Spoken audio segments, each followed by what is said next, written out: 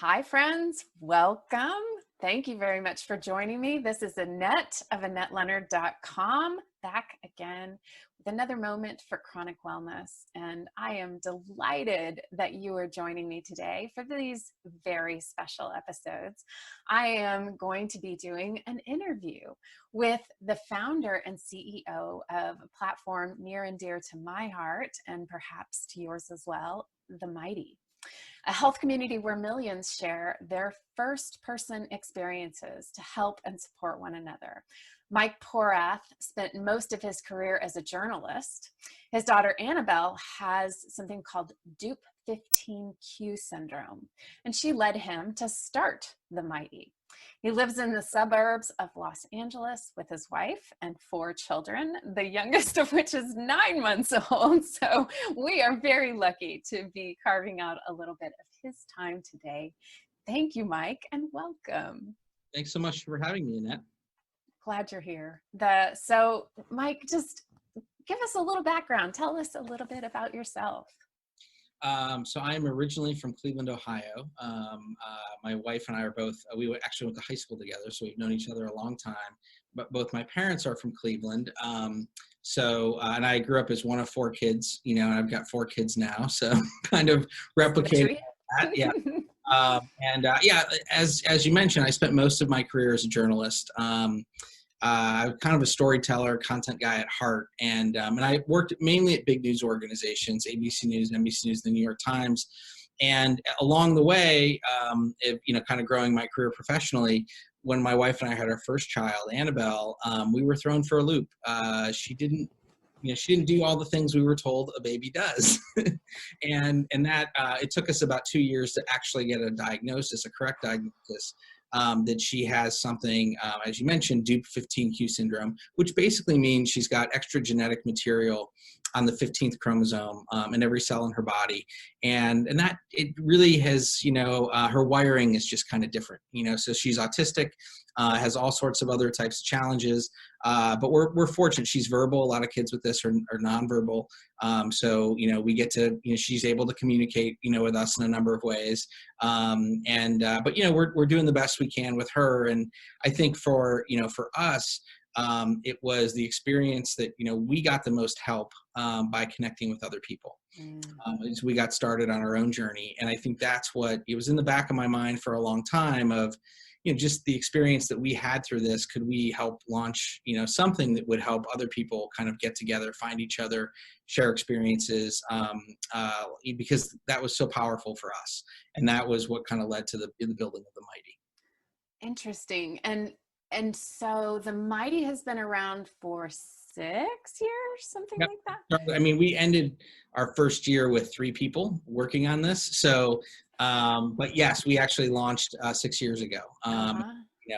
It's grown in a number of different ways, since then, certainly in terms of size and audience and, community members, but also in different things that we did. We started as more of a publisher, and that kind of led into more of a social network that, that we've been building. And you've been with us, for part of this, time period too, and sharing our stories and finding people on The Mighty and, contributing your own talents there. It's a powerful platform. I mean, from my experience, kind of finding you, and for me, I guess I only found you about a year ago, and the breadth of experiences, the breadth of illnesses and mental illnesses and disabilities and experiences that are represented are so broad that I really do think there's a place for everyone there, which is a beautiful thing. That's what we really aim to try to create something that no matter what you are experiencing, that you could, find a home here. And starting with the core belief that people aren't, synonymous with their condition, right? So most people are dealing with not, one thing. Like one of the things that I've learned over the, course of building all this is we used to see mental health as kind of its own, subject matter. And what we saw over time was that most people dealing with some kind of health issue are also dealing with, some mental health issues around all of those things. For instance, I think within our cancer communities, something like 88% of people in those communities are also part of the anxiety or depression community, because Wow. it's challenging, I right? And bet the toll it takes. yes, absolutely. And from my own experiences as a dad of a kid, with special needs, there's a lot that comes with that as well. It Hmm. takes a toll on you. So, Hmm. so we've seen this. It's almost like a Venn diagram of conditions, and people are often dealing with different things. Or they may have one condition, they may have a loved one, a parent, or a child, with something else. And so we tried to build a platform that was really focused on the person and allowing them to find the things that are most helpful to them, conditions that are, that they're, interested in for whatever reason. Hmm. I love that. What was your initial vision for the Mighty, and what has surprised you or delighted you or intrigued you about the ways that has grown and changed? So it definitely has evolved in ways I didn't, foresee when we got started. My own experience, like what it really came from the day that my daughter was diagnosed. I did what I think most people do. They go to Google, right? And you start looking for things. And the doctor actually didn't have a name for what my daughter had. He had explained test results that came back, and he saw a section of the 15th chromosome and was, but he said, I don't know what that's called, but just based on what I'm reading, it's unlikely that her mind will develop beyond that of a 5-year-old, which was obviously really difficult, news. Devastating. Yeah. And so I spent hours that day, on the computer trying to understand and learn. And I did find the actual condition that it was. And as I was looking that up, I found some medical information on it, but it was not particularly helpful to me. I wasn't there yet, right, about really Yeah. understanding that part. I was more And the on grief. just like, what's my daughter going to be like? What, Yeah. dealing with? And that day I found an old PDF file that was, I think, about 10 years old at the time, that had 6 stories written by parents of kids with this condition. And I really connected with those stories, How so especially fortunate. as someone that is, was a journalist, I appreciated, stories and all that. But these were so much more powerful than the kind of, journalistic work that I was working on. And it was hard to read some of the things around autism and, kids with seizures 30, 40 times a day. But at the same time, there was humor and joy in these stories that was totally unexpected as someone who is devastated by this diagnosis. And completely missing, I'm certain, from the medical things that Of from the course. journals you were reading. The human element was absent.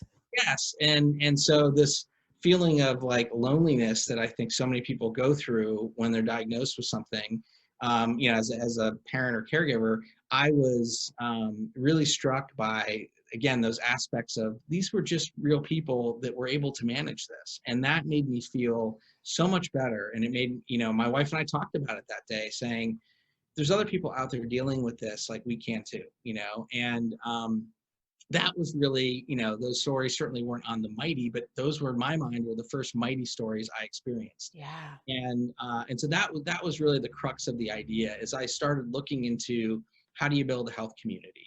And I looked at a lot of different health communities that were out there, and what struck me was most of them reached a certain size, and then it was harder for them to kind of grow. Getting like the user engagement was difficult.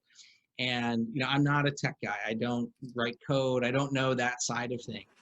But coming out of the content storytelling side, I really believe that if we to build a community, you start conversations, and those Mm. conversations can often come from great stories. Stories can be the catalyst, I think, for conversations. And so the idea behind the Mighty was, could we build community by actually starting with stories, stories leading to conversations, conversations leading to community. And that part worked really, really well. And I should say that there was a 5-year gap between or maybe 6-year gap between getting my daughter's diagnosis and actually starting the Mighty. It wasn't like we just jumped into it. We got very involved with the nonprofit organization that helps kids with my daughter's condition. And the idea behind the Mighty was playing in my head for a long time.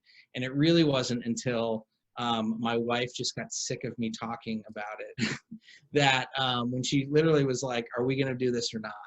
I needed that. I really needed kind of the kick in the butt to say, are we going to keep talking about this, or are we going to do it? And Mm. her support was, crucial for me to be able to say, I'm going to leave my job and start something that I really believe in. And, we put our life savings into it to kind of get it going, and it worked. But it Wow. was, that was the big, you have that moment where you've got to figure out if you have wings and just and just go. And Yeah. so it was a long time before I actually, made the leap. Yeah. Thanks for watching part one of this interview with Mike. Tomorrow we continue talking about how the Mighty got going, the ways that it changed early on in its mission and vision and continues to grow and change, and also how Mike has settled into his role as a father of 4 children, one of whom has a chromosomal abnormality, and how that impacts his family. I look forward to seeing you here tomorrow, and I appreciate you sharing this time with us today. As ever, I thank you for being here, and until we're together again, be well.